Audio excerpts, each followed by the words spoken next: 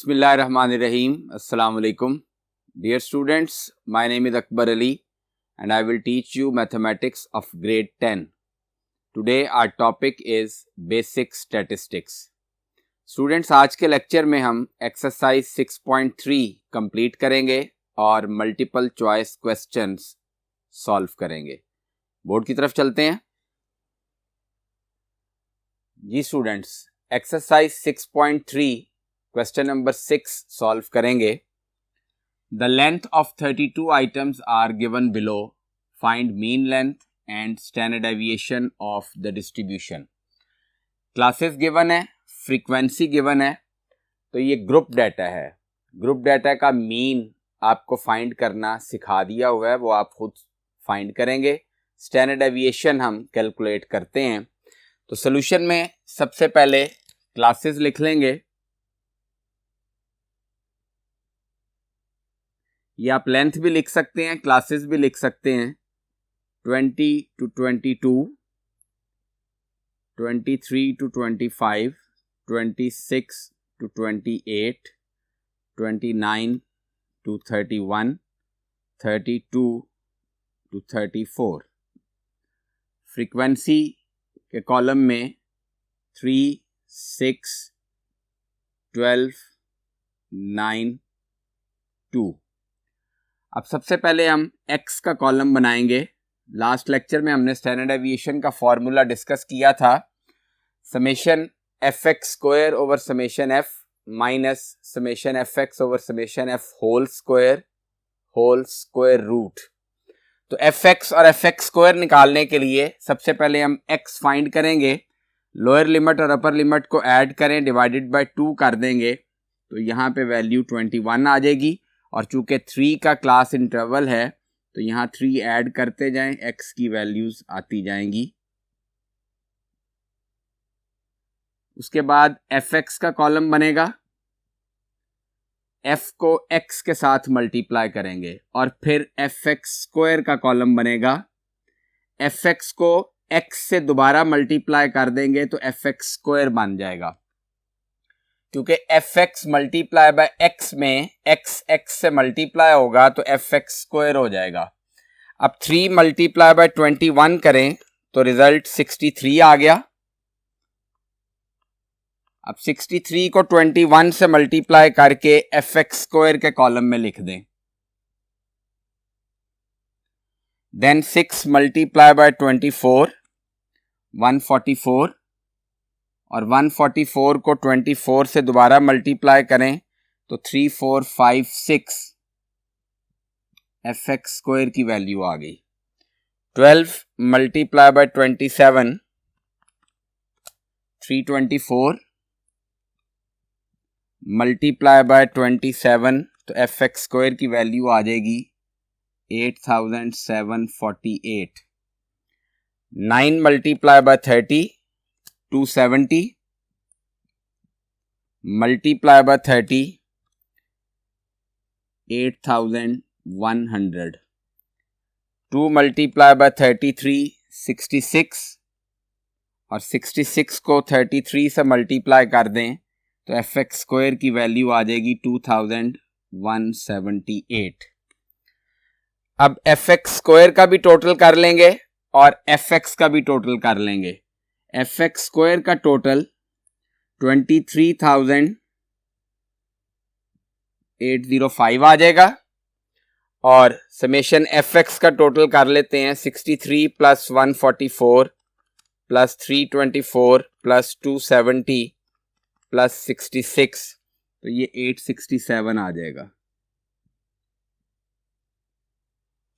अब summation f का भी टोटल करेंगे. 6 प्लस 3 9, 9 प्लस 12 प्लस 9 प्लस 2, तो ये वैल्यू आ जाएगी 32. अब स्टैंडर्ड डेविएशन का फॉर्मूला है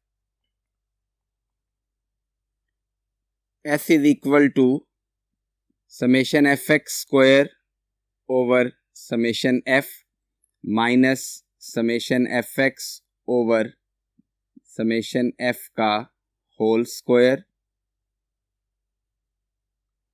होल स्क्वायर रूट। अब समेशन एफ एक्स स्क्वायर की वैल्यू है हमारे पास 23,805 डिवाइडेड बाय समेशन F32 है माइनस समेशन एफ एक्स 867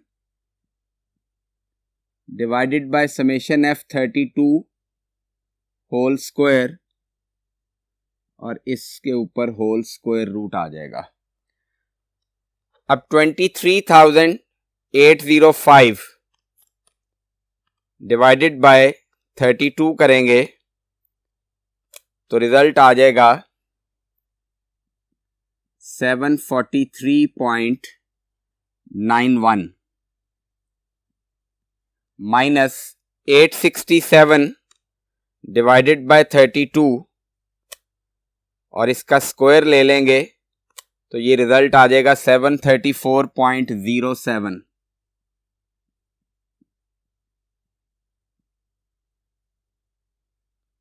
और ऊपर स्क्वायर रूट आ जाएगा। अब माइनस करेंगे और स्क्वायर रूट ले लेंगे तो हमारे पास स्टैंडर्ड डेविएशन की वैल्यू आ जाएगी 743.91 माइनस 734.07 9.84 आ गया। इसका स्क्वायर रूट लिया तो 3.14 ये स्टैंडर्ड डेविएशन की वैल्यू निकल आई। Mean summation F x over summation f का फॉर्मूला अप्लाई करके आप खुद फाइंड कर सकते हैं। जी स्टूडेंट्स, अब क्वेश्चन नंबर 7 सॉल्व करेंगे। For the following frequency distribution of marks calculate range. Group data है, ग्रुप डाटा का रेंज हमने फाइंड करना है। लास्ट लेक्चर में हमने रेंज का ग्रुप डाटा का फॉर्मूला डिस्कस किया था, upper class boundary of the last class minus lower class boundary of the first class. अब यहाँ पे हमें क्लासेस और फ्रीक्वेंसी गिवन है, क्लासेस और फ्रीक्वेंसी लिखेंगे और क्लास बाउंड्री भी बनाएंगे। फ्रीक्वेंसी कहीं पे भी यूज नहीं होगी, लेकिन सोल्यूशन हमें इसी तरीके से करना पड़ेगा, डायरेक्ट नहीं करना। कॉलम्स बनाने हैं, देन रेंज फाइंड करना है। 51 to 60, 61 to 70, 71 to 75 और फ्रीक्वेंसी है 28, 31, 12, 9 एंड 5। क्लास बाउंड्री का कॉलम बनेगा। क्लास बाउंड्रीज में हम लोअर लिमिट में से 0.5 माइनस करते हैं, अपर लिमिट में 0.5 ऐड करते हैं, तो ये 32.5 to 40.5, then 40.5 to 50.5, 50.5 to 60.5, 60.5 to 70.5 and 70.5 to 75.5। अब रेंज का फॉर्मूला लिखेंगे। R is equal to upper class boundary of last class minus lower class boundary of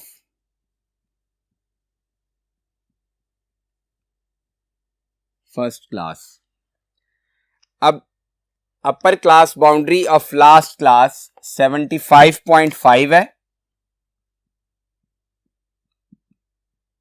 minus lower class boundary of first class 32.5 है।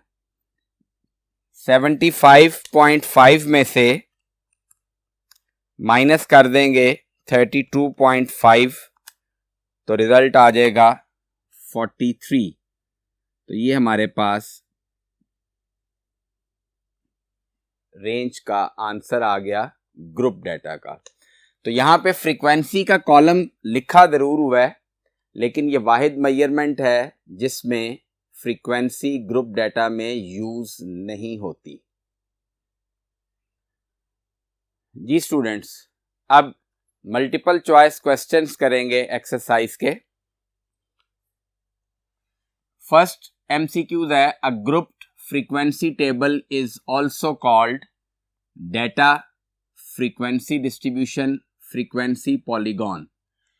Grouped frequency table frequency distribution को कहते हैं, तो इसकी B option correct होगी।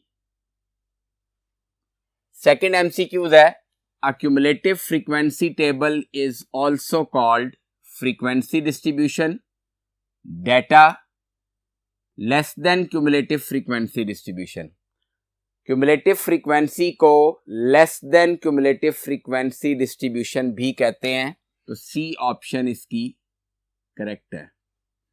Third MCQs है, a data in the form of frequency distribution is called grouped data, ungrouped data, histogram. तो जिस डेटे में फ्रीक्वेंसी गिवन होती है उसे ग्रुप डेटा कहते हैं, जिसमें फ्रीक्वेंसी गिवन नहीं होती वो अनग्रुप डेटा कहलाता है, तो ए ऑप्शन इसकी करेक्ट होगी। फोर्थ एमसीक्यूज है, mean of a variable with similar observations से कांस्टेंट के इज। नंबर ऑफ ऑब्जर्वेशंस जितनी भी हों, अगर सिमिलर ऑब्जर्वेशंस हैं तो उसका मीन डेफिनेटली वही वैल्यू आएगी। छोटी सी एग्जांपल से समझ लें। फॉर एग्जांपल 5 ऑब्जर्वेशन है, 5 टाइम्स है, तो सम 25 आ जाएगा, और 25 को जब हम 5 पे डिवाइड करेंगे तो रिजल्ट 5 आएगा। इसी तरह अगर एक ऑब्जर्वेशन 10 है और 5 वैल्यूज हैं डेटा में और पांचों की पांचों वैल्यूज 10 के इक्वल हैं, तो सम 50 आएगा, divided by number of observation 5 करेंगे तो रिजल्ट 10 आ जाएगा। तो जब सिमिलर ऑब्जर्वेशंस होंगी तो सिमिलर ऑब्जर्वेशंस का मीन हमेशा वही ऑब्जर्वेशन आएगी जो सिमिलर ऑब्जर्वेशंस में है। तो के इटसेल्फ, चूंकि यहां पे कांस्टेंट के गिवन है, तो इसलिए इसका आंसर बी ऑप्शन होगा। फिफ्थ एमसीक्यू है, sum of the deviations of the variable x from its mean is always 0। कोई भी ऑब्जर्वेशंस हो, उन ऑब्जर्वेशंस का मीन निकालें और x माइनस एक्स बार करें तो उस कॉलम का सम हमेशा 0 होगा। x माइनस एक्स बार जब हम कहते हैं तो it means deviations from mean, तो sum of deviations from mean is always 0। Sixth MCQs है, the nth positive root of the product of the observations is called। ये हमने लास्ट लेक्चर में डिस्कस किया हुआ है। Geometric mean is the nth positive root of the product of observations, तो यहां पे सी ऑप्शन करेक्ट होगी।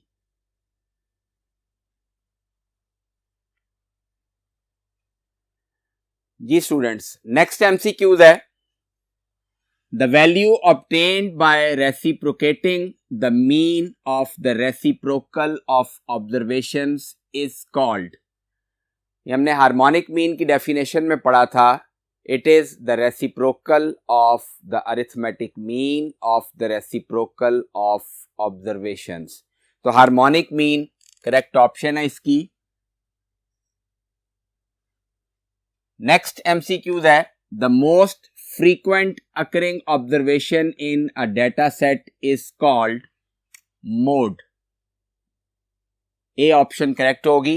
Mode is the value which occurs most frequently। Next MCQ है, the measures which determines the middlemost observation is called। A option correct है। Median की definition हमने पढ़ी हुई है। Median is the middle most value of a data. Data को arrange करके जो सबसे सेंटर वाली वैल्यू होगी वो मीडियन होती है, और मीडियन किसी भी एक डाटे को दो इक्वल पार्ट्स में डिवाइड कर देती है। The observations that divide a data set into 4 equal parts are called quartiles. B option इसकी करेक्ट होगी।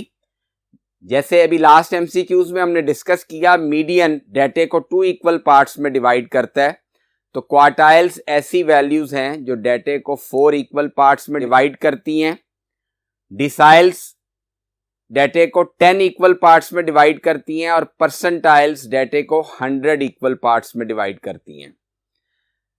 लास्ट एमसीक्यूज आज के लेक्चर में, the extent of variation between two extremes observations of a data is measured by range. B option correct होगी। Extreme observations maximum value of the data and minimum value of the data होती हैं। तो are का formula XM minus X0 हमने पढ़ा हुआ है, तो इसकी ऑप्शन करेक्ट बी होगी, जो कि रेंज है। तो स्टूडेंट्स, आज के लेक्चर में हमने चैप्टर 6 कंप्लीट कर लिया। जो क्वेश्चंस मैंने इन एक्सरसाइजेज में सॉल्व नहीं किए वो बिल्कुल उन्हीं मेथड्स से होंगे, वो आप खुद सॉल्व करेंगे। नेक्स्ट लेक्चर में इंशाल्लाह नेक्स्ट चैप्टर स्टार्ट करेंगे। अपना बहुत ख्याल रखिएगा। अल्लाह हाफिज।